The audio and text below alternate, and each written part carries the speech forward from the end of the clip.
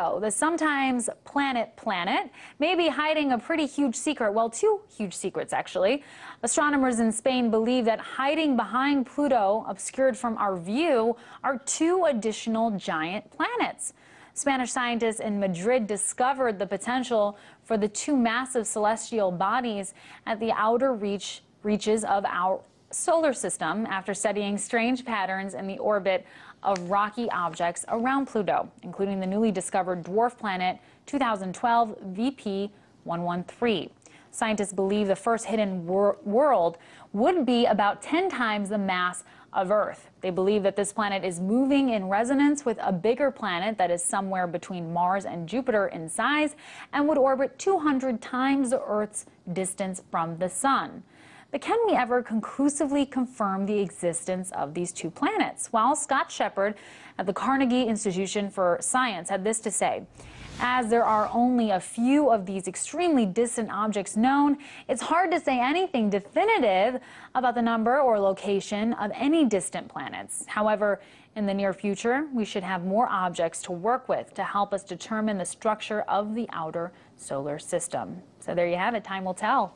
Corey Powell's editor-at-large, Discover Magazine, here to look at these images. Nice to see you, Corey. Yeah. What is this? Weather map on the sun. You'll notice part of the sun is missing. So this is a picture of the sun in ultraviolet rays. What you're seeing is this is 3.5 million degree plasma erupting from the surface of the sun. This part that's missing, the reason it's dark, is that whole chunk of the sun basically ripped off, blew out, and is coming our way at about 2 million miles an hour. Our way. Our way. Here's what's going on. Scientists are saying spacecraft sees a giant hole. They call it a giant hole in the sun. Well, here's what it does. Let me show you a picture. That is a picture that the spacecraft took of the sun. Do you see that gigantic darkness? Darkness, huge. Well, get this. The space telescope aimed at the sun has spotted a gigantic hole. It's not a hole. You don't have a hole in the sun. You have darkness. The sun is turning to darkness in a certain spot in the sun. Huge! Now the space telescope aimed at the sun has spotted this gigantic hole in the solar atmosphere.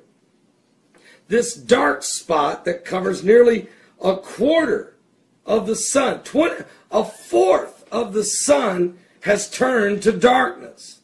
Now, it's spewing out solar material and gases into space. This so-called corneal hole over the sun's north pole came into view between July 13th and the 18th and was observed by the Solar and Heliospheric Observatory. NASA released this video of the sun hole, they call it, showing a region as a vast dark spot surrounded by solar activity. Well, let me tell you what the Bible says in Acts chapter 2, and on the day of Pentecost, verse 16, Acts 2:16. But this is that which was spoken by the prophet Joel.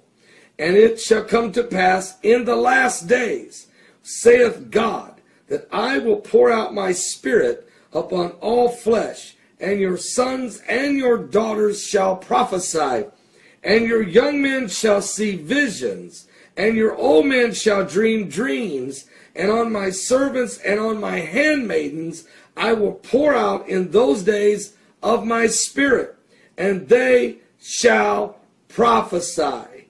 And I will show wonders in the heaven above, and signs on the earth beneath, blood and fire and vapor of smoke.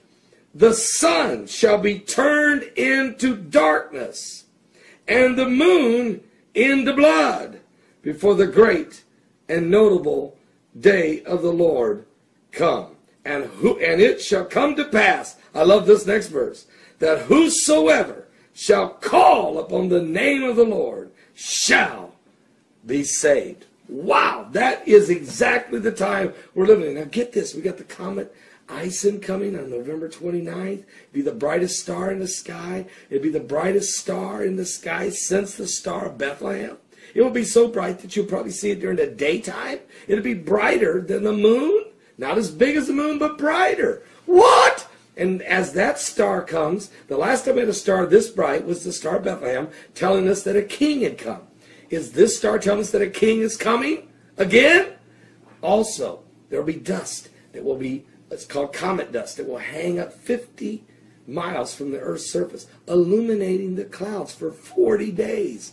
That's what NASA's telling us. Are you serious? Then we're going into a blood moon. 4 blood moons over Jerusalem. And while this is all going on, they're talking. The peace talk started today. The peace talk started today on this July the 30th, 2013. And oh, by the way, also today, there was an earthquake in Mexico. You say, so what? There's earthquakes everywhere. Yeah, but wait. In Palestina, Mexico, Palestine,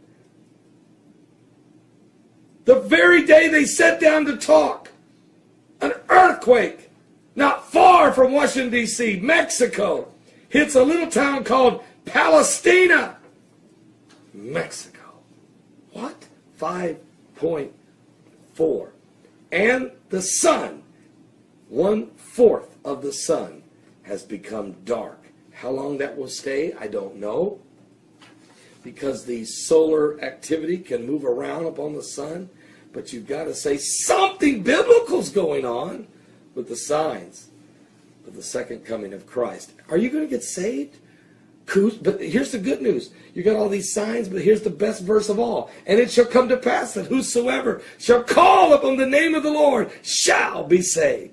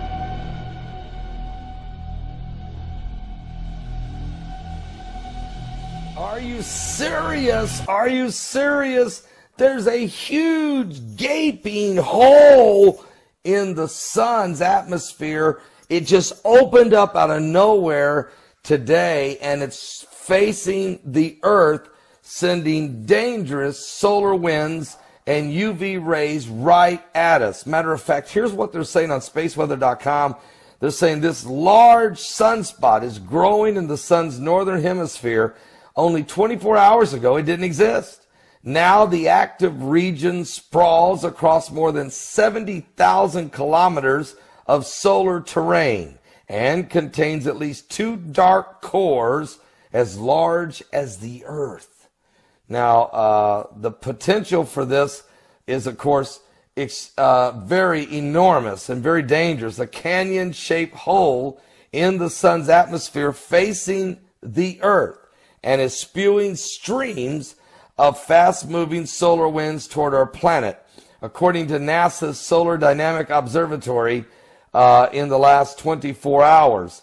This is a coronal hole, and this coronal hole is in a vast region where the sun's magnetic field literally opens up and allows solar wind to escape. Now, these gases stream flowing from the coronal hole is expected to reach our planet during the late hours of tomorrow. I repeat, tomorrow, in the late hours of tomorrow, we're expected to feel the effects of these very powerful solar winds, high radiation, and solar and ultraviolet rays, UV rays. They could spark a moderately strong G2 class geomagnetic storm around the poles, the North and South poles, on March 28th or 29th. We're going to start to feel the effects of this, though, by late tomorrow evening. So we need to keep your eyes open on this, folks, as it is certainly come out of nowhere, and it caught everybody off guard. Now, meanwhile, today, in just a little bit, there's going to be an asteroid that's going to go whizzing by, and when it does, it's a pretty good sized rock. It's called, the name of this asteroid is 2017 FL63. That's 2017 FL63. This thing is 27 meters. Okay? So we're talking, about 80 some feet. Rock. That's a pretty big rock. I mean, if that thing was to hit the Earth in deep impact, way stronger than what hit in Russia, in Siberia, February of 2013. It's about 3 times bigger. So I'm telling you, we don't want this to happen. It's not going to hit us. But again, how many times, how many days in a row are we going to have a near-Earth object? Well, guess what? Tomorrow you get 2 asteroids tomorrow.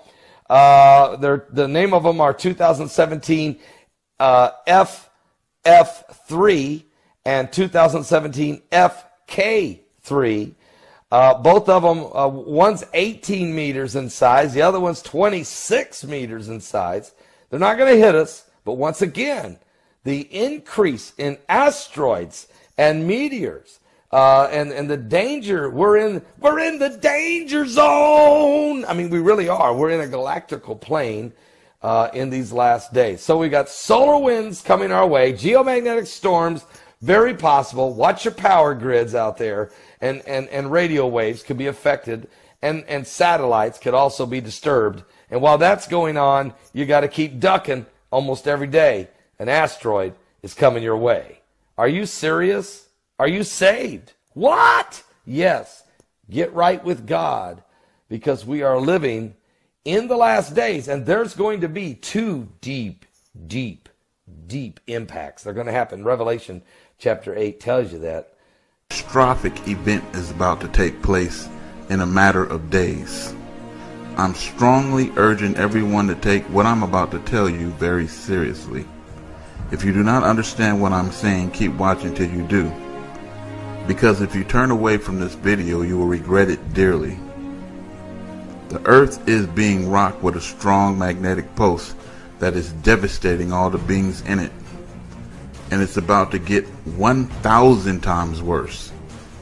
Here's how this magnetic pulse is affecting us as we speak. Since electricity and magnetism are really just 2 forms of the same thing, a magnet can affect the electrical signals in your brain. Now this is your brain. It's basically an electric web of billions of neurons wired together. When a strong magnetic pulse hits these neurons, it alters their electric current. The process is called transcranial magnetic stimulation, or TMS. Electricity is the currency of the brain. All thoughts, all beliefs, all actions are just electrical impulses.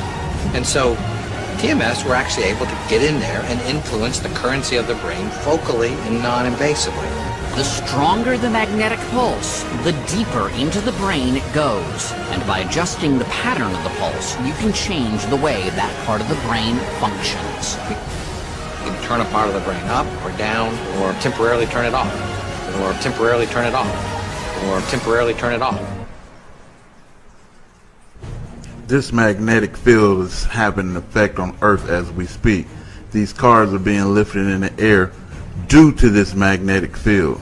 And you and everything you know will be lifted in a moment.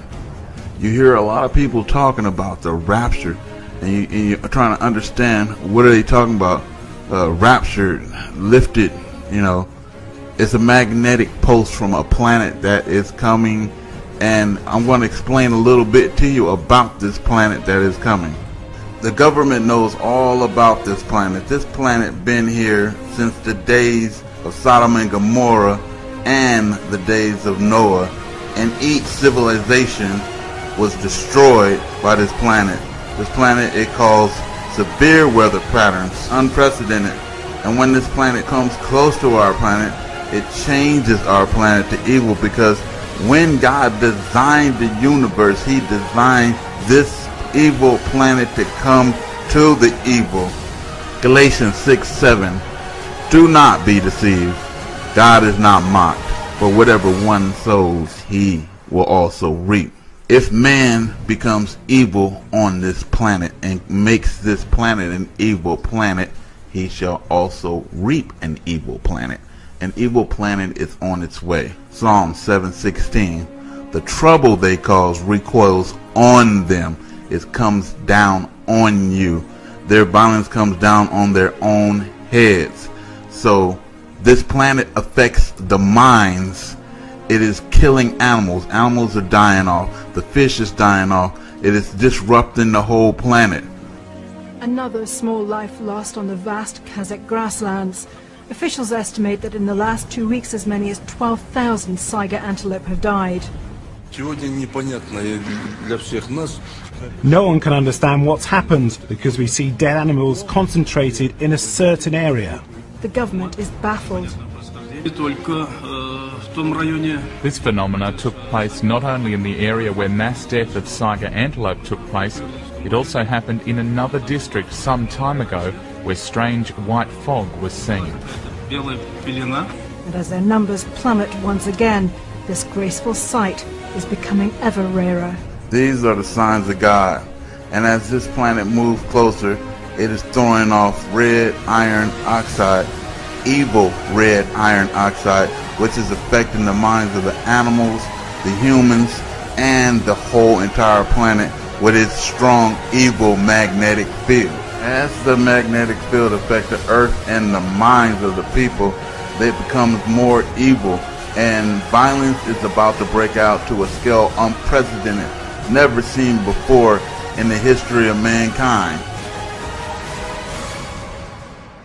And you shall hear of wars and rumors of wars, for all these things must come to pass, but the end is not yet. Nation shall rise against nation, and kingdom against kingdom, and there shall be famines and pestilence and earthquakes in diverse places, and all these are the beginnings of sorrow.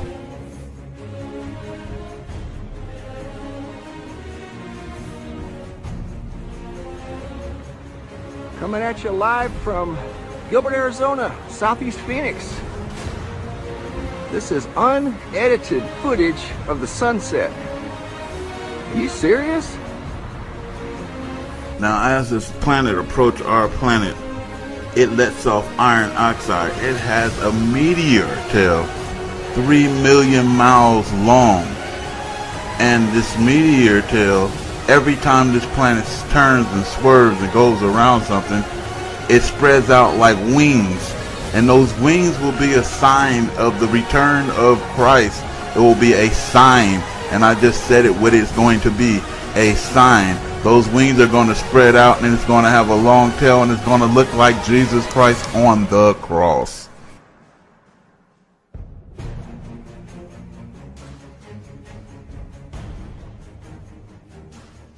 This prophecy stated that if man did not turn from evil and place himself at the feet of God, the planet would self-destruct, and the events described in the book of Revelations would indeed come to pass.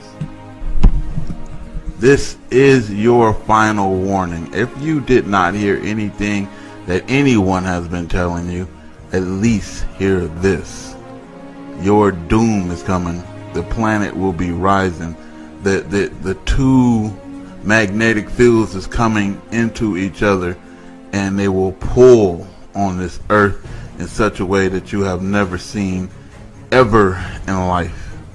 If you are not straight with God, you better get yourself straight. The end of this world is right here at hand, and it's going to be like in the days of Noah. It's going to be like in the days of Sodom and Gomorrah. You know, you have an ounce of time, days. So I'll do a quick recap. The iron oxide from this evil planet is causing an effect on the minds of the people, and it's, as the planet gets closer, it's going to get worse and worse. The police, you think they're bad now, they're going to be 1,000% worse. It's going to wreak havoc. The World War III is going to start. It's going to affect the minds, this magnetic pulse, this field, you know, and it's going to affect animals and everything like never before. So you should be ready to go. And I'm not talking about world ready. I'm not talking about prepper ready. I'm talking about God ready. Because this planet is going to be destroyed. It's done. And you can be deceived by the beast at this time. The elections is going to go horrible. Everything is going to go bad. This is Venezuela right here. Everything is about to go bad. You know, and basically people are getting worse and worse and worse and worse. And just think about people who are already on mental medications. You know, it is time to get yourself out of the city. It is time to flee to the mountains. It is time to set your teepee out in the wilderness. If you ain't understanding what I'm saying, then you will not. Turn off the video. Go to hell. If you do understand what I'm saying, please get yourself and your house in order. Get away from the city. This is Raptor News. Peace. Dependent military families, the husbands and wives of the men and women in the military, has begun conducting briefings for dependents. These would be the dependents that are stationed on near the East Coast, the Atlantic Ocean, near the West Coast, the Pacific Ocean, and near the Gulf Coast.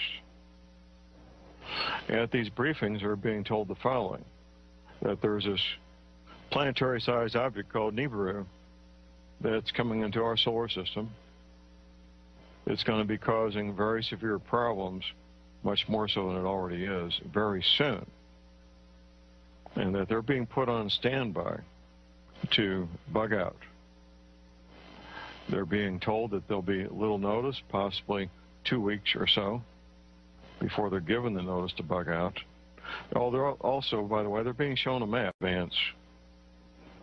4 to 6 weeks is probably pretty likely. Probably not more than 3 or 4 months. So that's our belief. I hope we're wrong.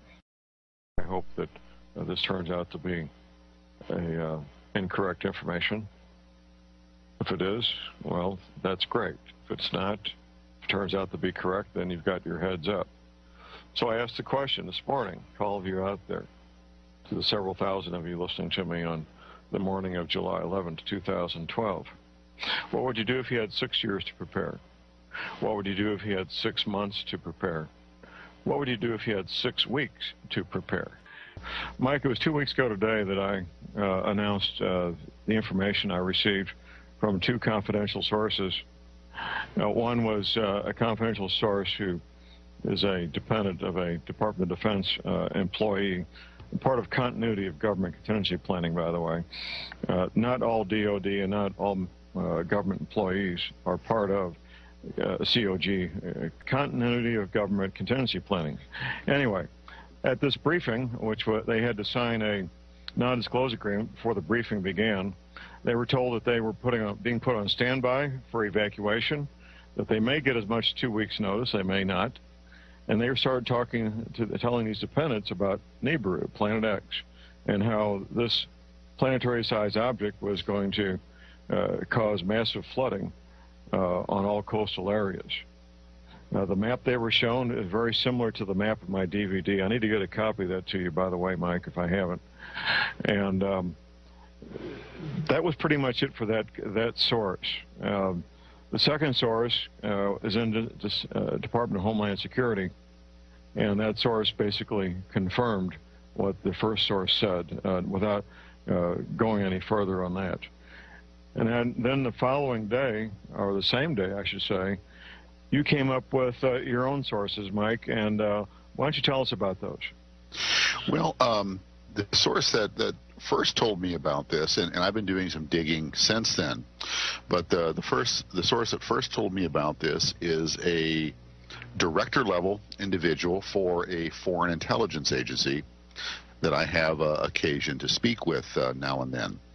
And what I was told, and I was told this probably maybe 60 or 90 days ago, and I didn't put a lot of credence in it at the time, but as I've researched, I have to put more and more credence in it. And as a qualifier, I have to say this up front, that, you know, perhaps this is being floated as disinformation to discredit people and to discredit. So I have to give a caveat there. I don't think it is, but it could be just that type of effort. But I was told that to be very prepared on the dates of August 17th and the dates of September 26th, that a planet-sized object would be passing passing very, very near the Earth. And I was told that the closest distance would be maybe 5 to 10 Earth diameters. It would come that close, and that we should be be prepared for massive earthquakes, and as a result of those earthquakes, tsunami-level flooding in coastal areas. Now, since that time, I've done some more digging, and I spoke with intelligence sources within the U.S. who not only confirmed that, but added some more fuel to the fire. And one of the things is that this object is coming in at an extremely high rate of speed.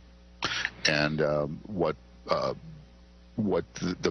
other concern is, besides just the near passage, is that as this thing passes through the asteroid belt, it's going to disturb the stable orbits of many asteroids that are out there that are orbiting, and be like a cue ball on a billiard table and send these things going helter-skelter in every direction, so that no one knows where they're going to end up and what their ultimate destinations are going to be, and that we may be living with after effects of this for a number of years into the future.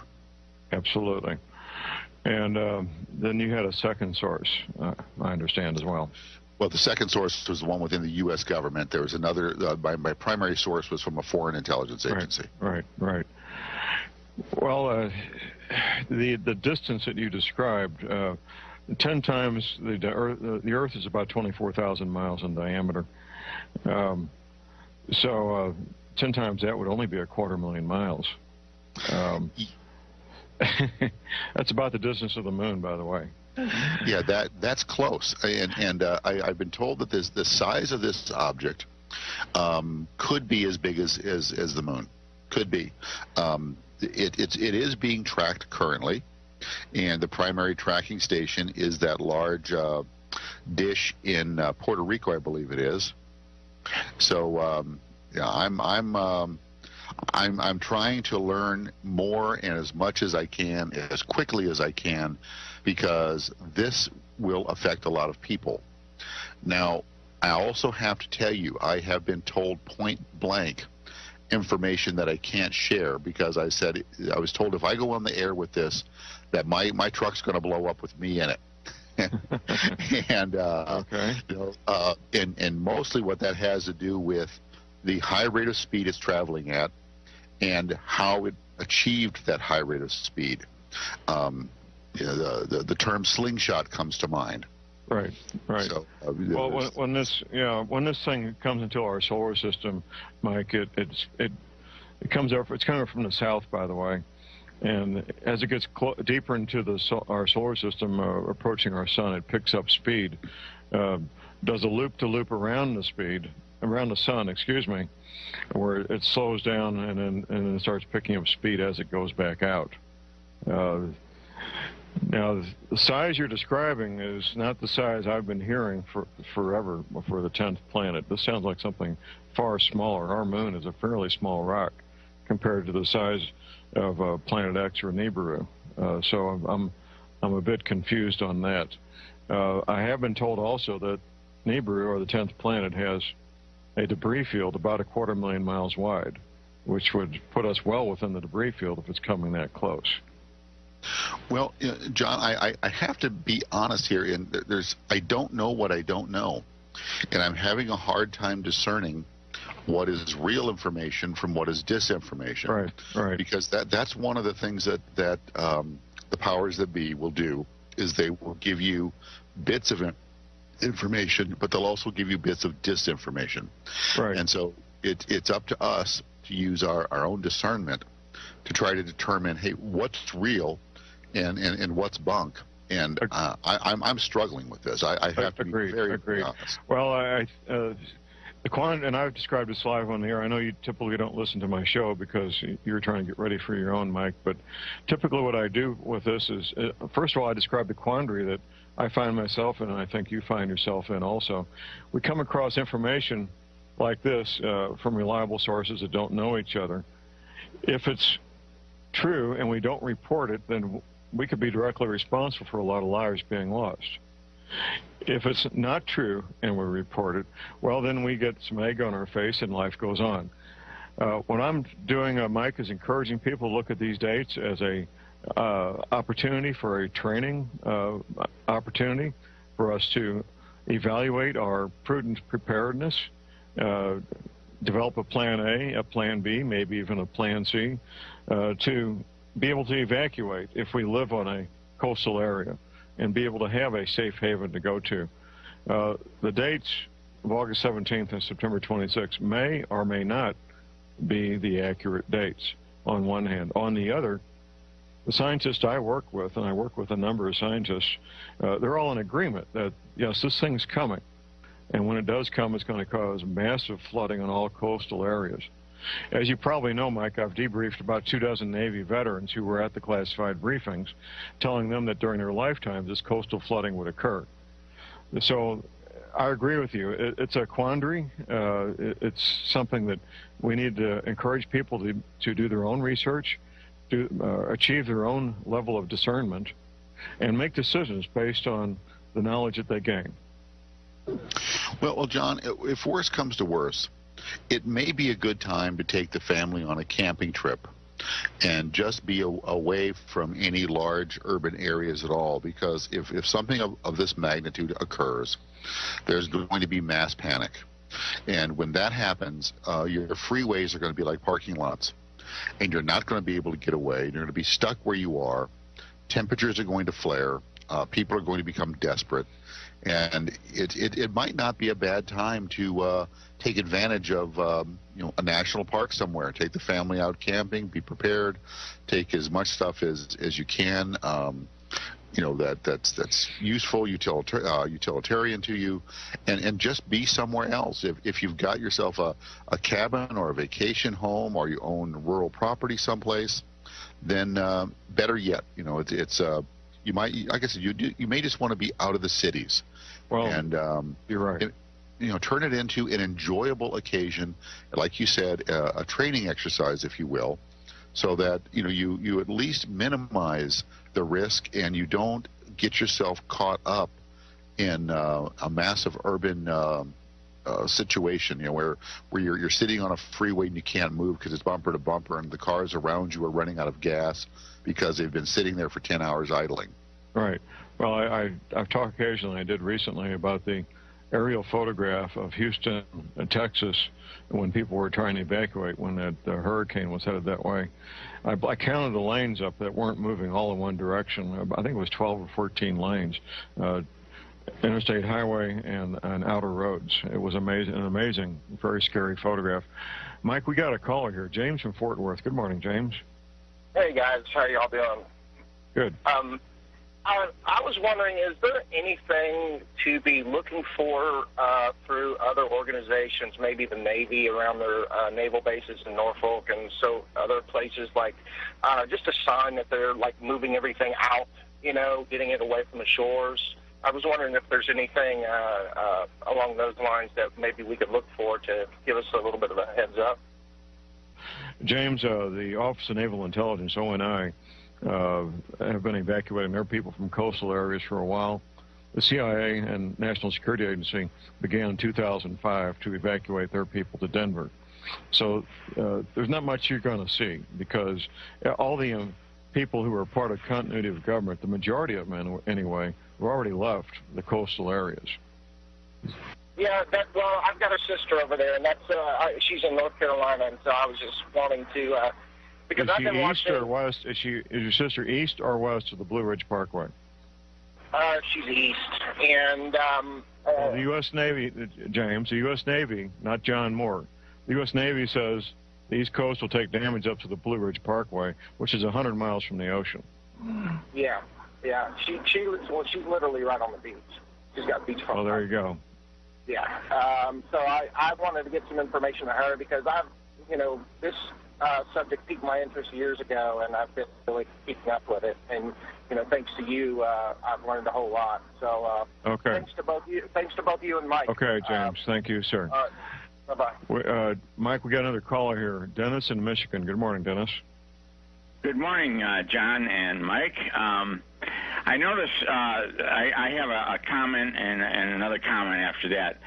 I noticed that the dates between August 17th and September 26th is exactly 40 days and 40 nights. 40 nights. 40 nights. 40 nights.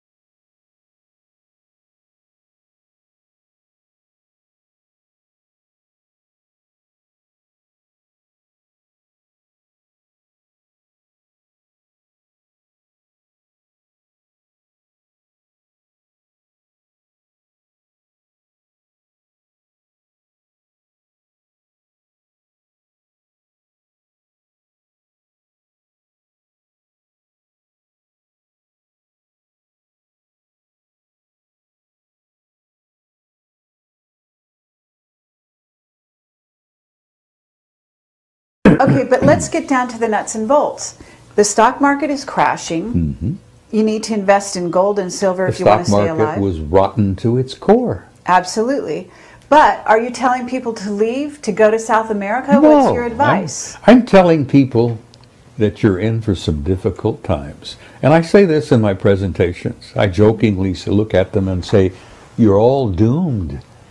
There's not a one of you that's going to be around 100 years from now. You're doomed. So to hell with it. Enjoy the ride.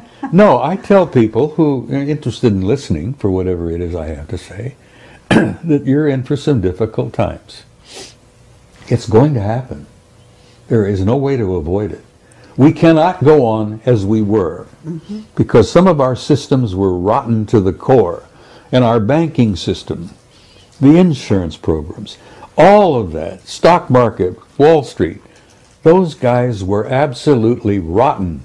The housing industry? The housing industry. That was bound to fail. You talk about a bubble? It was bound to fail. It had to fail. Well, I'm glad it failed. Hope to hell that they learned something from it. No. Okay, but are we talking about martial law in the United States? I mean, what are we talking here? You're talking about a time when you may have martial law. It's only one step away. You know that the authority has been given to the president to declare it. Right. The Congress gave that authority to the president years ago. I've even lost track of how long it's been. But anyhow, all the president has to do, whoever he may be, and that doesn't matter much anymore either, because one nitwit is very much like the other. You have a national emergency, and it's declared. Right. Boom. Martial law. You declare a national emergency, which has not been declared yet, Right. but we're right on the edge of it, Right. and you're going to have martial law. Okay, And but you're we gonna- don't have an election, right? Well, you're thinking about an October surprise. I have no idea. I'm asking you. Well, I don't know about that. I'm not sure it'll happen in October. I suspect it may occur within the next year. But I don't know. I haven't had any dreams. My dreams have been pretty fascinating recently, but none of them have been terribly troubling. And I know this is all happening. It's going to take place. It's inevitable. It's been orchestrated. The Illuminati do exist. They are in power. They've been in power for years. They've been demonstrating that power ever since 1913, when they created this banking system? The Federal Reserve. Federal Reserve, yeah, which is a private corporation. We lost most of it in '47. I don't know whether you were aware of that, but that was a big year. National security became everything. It became the member of the triad. '47, we declared, we made the National Security Agency. We formed a pact with the Brits, the Australians, the Canadians, and New Zealanders. The UKUSA Pact, which most people don't even know exists. The UKUSA crowd, all of us, Britain, US, Canada, New Zealand, Australia, are all like this. Whoever's in the White House and who's ever at Buckingham Palace, it don't matter. All right. The power behind the scenes has been running this damn thing since 1947. And Ike saw it, scared the hell out of him. He met the Anunnaki, that scared the hell out of him. So they're pulling our strings now like they always have. Okay. So what's your solution? What would you tell people? I mean, in facing the future, in trying to reinvent the future, certainly Marsha's working with people to become enlightened, to She's doing apply. a tremendous amount of work to help people make this transition. Carrie, we're not just going through a transition, we're going through a transcendent transformation, literally. A transcendent transformation. We're going to come out of this thing when it's all over with, totally different species. We're not going to be the same people we were in the past. And that's good. And it's going to hurt, and it's going to be painful. And I tell people, and I've said this repeatedly, don't get too uptight about it. You've been through hell before, you're going through a bit of it again. But once it's over, once you've made that transition, we're going to have, hopefully, a new world, a new future, a new beginning. And I think that's the end of the great year that we're going through. We're going through the end of a 26,000-year cycle. And I tell you, 2012 don't matter. First of all, Christ was born 7 years before. And this is a fact. And if you don't believe me, get Sir Lawrence Gardner, who's probably one of the best historians we've got working today. Lawrence Gardner's got the facts. Jesus was born in 7 BC on the 1st of March. Now, if you want to count from his birth, like we supposedly have been doing, add 7 years to 2008. You end up with 2015. That's pretty close to what So you're saying we're actually in the year 2015 now? No, we're in the year 2015 right now. Right.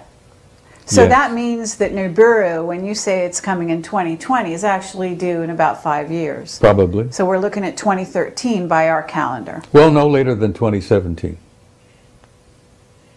I'll throw 2017 out. Okay. And you can take that to the bank.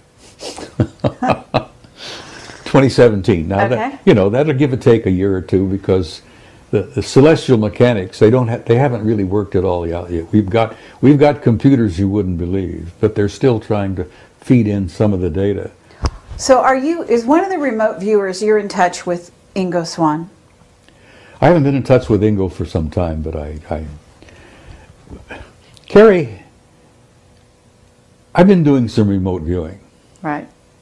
I've even had a couple of out-of-body experiences. Mm-hmm. I've been doing a lot of meditating. When you step into that world, there is no time. Mm-hmm. And you can talk to anybody, everywhere, all at once. Mm-hmm. And now, that sounds silly to anyone who doesn't understand what I'm trying to say. Mm-hmm. When you step into that realm of timelessness, and you remote view, and you step out of your body, and you go into altered states, and you meditate, you're in a timeless, infinite reality that people communicate. You'd be shocked and amazed at the wealth of information that's out there just to tap into. The old ones used to talk about the Akashic record. Mm-hmm. It's real. It's real. And it isn't just about the past, because, Carrie, there is no past. Nor is there a future. There's only an eternal now. And a physicist sitting here in this room would say balderdash, because they wouldn't grasp for a minute what I'm trying to talk about. But old Ingo would. Yeah, absolutely. Well, I've been some of those places myself that you're talking about. I knew it, you see. And so I have to say you're absolutely right. And it's incredible pleasure for us to hear this from yourself. And I would like to, at this time, just open the floor and say, is there anything that we haven't covered here that you would like to talk about? And then, of course, we would also like to invite Bill to ask you some questions. We've danced around on a whole bunch of things for the last hour. I enjoy it. I enjoy chatting with you two guys. You're pleasant people. Mm-hmm. As I say, I'm an old codger, and you plug me in and turn me loose. There's no telling where I may end up. I've been around 79 years this trip. I've made a dozen or two previous trips, which amazingly I remember quite a bit about. When you start going into that timeless realm, you step into that infinite, which we're all part of. Memories of other lives come flooding into you sometimes. Mm-hmm. Oh God, the things I've seen, the things I've done, the places I've been, this life are kind of shocking. The things I've done, the places I've been, and the lives I've lived before are beyond belief. I'm not boasting. This is not a boast. Mm-hmm. But I'm an old soul. I've been around on this planet a long time. And I amazingly remember it. Some of the memories I would rather not remember, because they're painful. Mm-hmm. Hell, I have memories of Sumer. I knew the Anunnaki back then.